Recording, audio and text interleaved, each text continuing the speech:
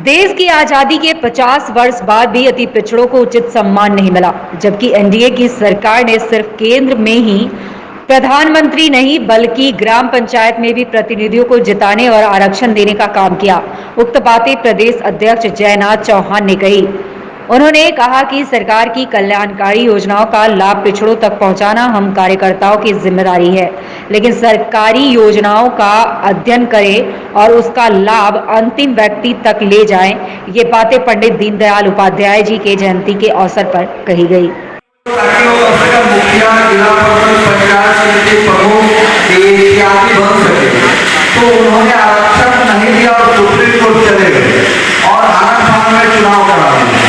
हम तो बधाई देंगे इंडिया गठबंधन के नेतृत्व को, उन्होंने 2006 में अति पिछड़ा समाज को आरक्षण दिया और इसके कारण हजारों लोग हम लोग अति पिछड़ा समाज के लोग आज हम लोग उसके कारण मुखिया जनप्रतिनिधि बन पाए।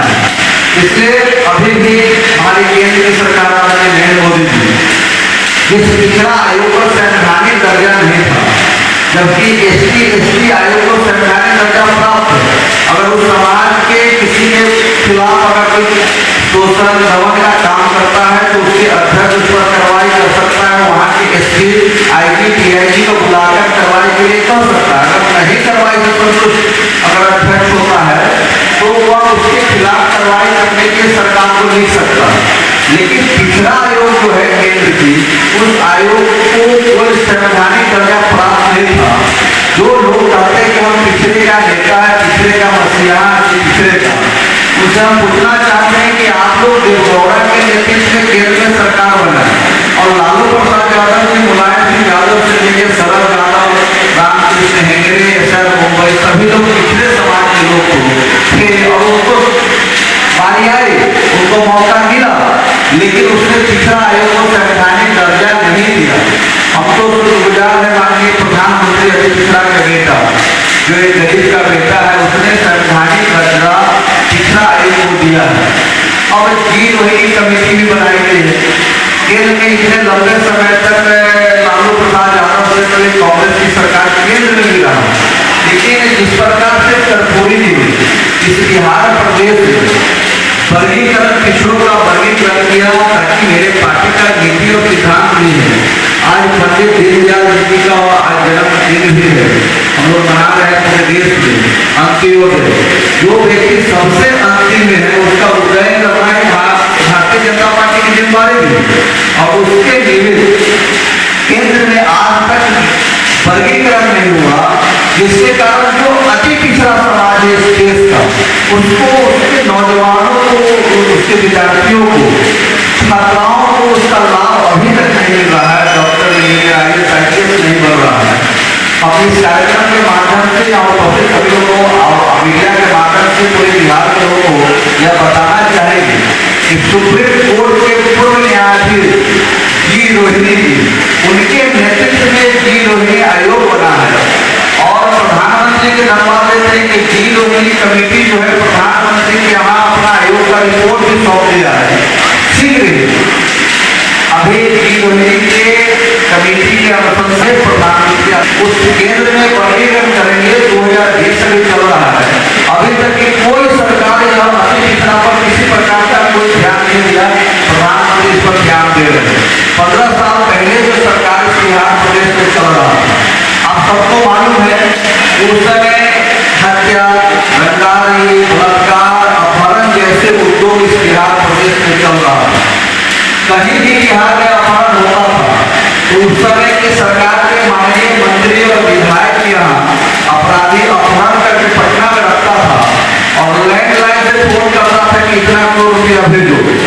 तो उस समय के जो 15 साल पहले लालू यादव जी की सरकार थी, उस सरकार का जो गठबंधन था, अपराधी और सरकार के बीच में अपराधियों का गठबंधन था, जिसके कारण इसी भागलपुर में अपराधी किसी चौक पर चाय पीता था और प्रशासन को मालूम रहता था एसपी और डीएसपी को, यहाँ के थाना प्रभारी को, कि फला अपराधी चाय पी रहा है, लेकिन प्रशासन उस पर कार्रवाई करने की साहस नहीं दिला पाती थे। लेकिन आज हमारी एनडीए की सरकार है बिहार प्रदेश में, अपराध होता है लेकिन 24 घंटे के अंदर में हमारी सरकार और हमारे उस अपराधी को जेल के सलाखों में बंद करता है, चाहे उसकी कितना बड़ा भी पहुंच क्यों नहीं हो।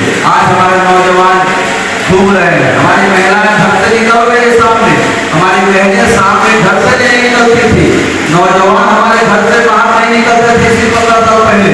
आज बहुत भारी संख्या में इस कार्यक्रम में यहाँ युवा वर्ग उपस्थित है। इन लोगों को मालूम नहीं होगा कि 15 साल पहले लालू यादव जी की सरकार कैसी रही होगी, क्योंकि उनका उम्र यहाँ 7-8 साल उस समय रहा होगा। आज 20-25 साल जो हो गए हैं उनको क्या मालूम है, लेकिन अगर उसकी कहानी सुना जाए अपने पड़ोसियों से, अपने अभिभावकों से, उसको रूह कांप उठेगा। ऐसा लालू और राबड़ी जी की सरकार रहा है। तो लालू और राबड़ी और प्लस कांग्रेस की सरकार का मूल्यांकन भी हम लोग इस कार्यक्रम के माध्यम से कर लिए। ये दोनों सरकार अति पिछड़ा विरोधी रहा और भारतीय जनता पार्टी अपराध तो अभी भी हो रहा है बिहार में, अपराध हो रहा है, अपराध पूरी नियंत्रण है, लेकिन पहले अपराध होता था तो अपराधी छूटा घूमता था। IGDIGDG की सबको पता होता था कि अपराधी वहाँ है, लेकिन कार्रवाई करने से डरता था, साहस नहीं जुटा पाता था। इसलिए उस तरह की सरकार अपराधियों के लिए गठबंधन की सरकार चल रही थी। आज अपराध होता है तो 24 घंटा के अंदर में हमारा पुलिस जो है उसको हाजत में बंद करता है और जेल में अंदर भेजता है। या तो बिहार को भाग जाता है या मारे जाते हैं। हमारी सरकार पूरी कार्रवाई करती है। अमन चैन की सरकार है, पूरा बिहार में अमन चैन है, रोड सड़क बिजली पानी। अभी तो 2.5 साल हो गया तिलका में थाना इंस्पेक्टर मरे, तभी तो उसका गिरफ्तारी नहीं हुआ है। गिरफ्तारी हो रही है, नहीं हुआ, 2 से 2.5 साल होने वाला है। गिरफ्तारी हो रही है, पुलिस प्रयास उसका कर रहा है। आपने बोला 24 घंटा शीघ्र ही अपराधी को गिरफ्तार करेगी। अब उसने लोगों को भी बताना पड़ता है, भाग के यहाँ से बाहर चला गया है, उसको गिरफ्तार करेगा प्रशासन। कृषि बिल पे क्या अभी राजद आज पूरे बिहार में बंदी किए हुए हैं, कृषि बिल पे आप क्या कहना चाहेंगे? कृषि बिल को लेकर आप क्या कहना चाहेंगे? राजद पूरे किसान के आमदनी को दुगना करने के लिए हमारे माननीय प्रधानमंत्री कमर कसे हुए। आज तक जितनी भी सरकारें आई हैं, किसी ने किसानों पर ध्यान नहीं दिया। पहली बार नरेंद्र मोदी जी की सरकार किसान को आमदनी को दुगना करने के लिए बिल लाया है, तो कांग्रेस को बच नहीं रहा है। और इसके कारण जब मौका था तो उसने किसानों के लिए नहीं कुछ किया। आज हम लोग मौका है, हम लोग कर रहे हैं, विरोध कर रहे हैं, कांग्रेस का गठबंधन के लोग उससे विरोध कर रहे हैं। यही तो है, हम लोग किसान के हित में यह बिल लाए हैं। किसी भी बिल से किसानों को आमदनी दोगुनी होगी। जो समस्या था बिचौलिया का, उस बिचौलिया का समाधान भी होगा और किसान को डायरेक्ट लाभ मिलेगा। उन लोगों को अच्छी किसान के लिए बहुत बढ़िया काम कर रहे हैं हम लोग। आपके पार्टी गठबंधन के भी कुछ लोग इसके खिलाफ हैं। देखिए, गठबंधन परिवार में होता है, कोई खिलाफ नहीं है। जानकारी कुछ कम होगा लोगों को, जैसी जानकारी प्राप्त होगा बिल में पूरा इसको पढ़ेंगे, इतना हित में यह सरकार किसान के हित में किया है। कहीं कोई हम लोग परिवार में या गठबंधन में किसी प्रकार की इस तरह की बात नहीं है।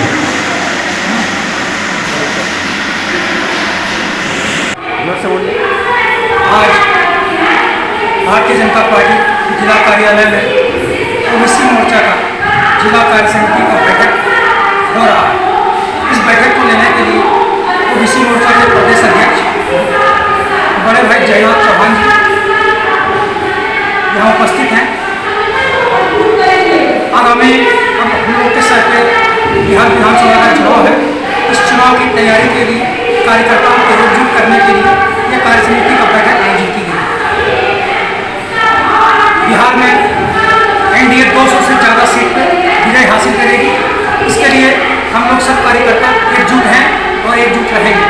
लोजपा में शामिल रहेगी? लोजपा अभी भी शामिल है। लोजपा तो बोले हम 143 सीट पे लड़ेंगे और हमेशा मुख्यमंत्री के खिलाफ स्टेटमेंट दे रहे हैं उनके राष्ट्रीय अध्यक्ष चिराग पासवान। देखिए, हर घर में थोड़ा मोड़ा विवाद होता है, लेकिन इस पर हम लोग के शीर्ष नेतृत्व आपस में बैठ के विचार करके इसका रास्ता निकाल रहे हैं। लेकिन चिराग पासवान तो हमेशा पार्टी का विपरीत बयान देते आ रहे हैं। होता है, भाई भाई में भी कभी कभी कुछ मतांतर होता है, लेकिन मनभेद नहीं है। मतभेद हो सकता है, मनभेद नहीं। हम लोग और ये भागलपुर सीट किसके जाने वाली है? भागलपुर सीट एनडीए के अंदर में किस दल को जाएगा, इसका जो निर्णय है वो केंद्रीय नेतृत्व ही करेगी। पिछले लोकसभा चुनाव में हम लोग सांसद अजय मंडल को जिताए हैं, लेकिन वो साल भर हो गया, लेकिन अभी तक दिखाई नहीं देते हैं जिले में, नहीं, बीच में से और तो कोई आते ही कार्य रहते नहीं हैं। कर रहे हैं। बीच में तो आते ही रहते हैं। भागलपुर जनता की कहना है। बीच में उनका कुछ तबीयत खराब था, जिसके वजह से वो लॉकडाउन में कम निकले थे। इधर तो वो क्षेत्र में दिख ही रहे हैं। अपना परिचय दीजिए। इंदो भूषण झा, जिला मीडिया प्रभारी।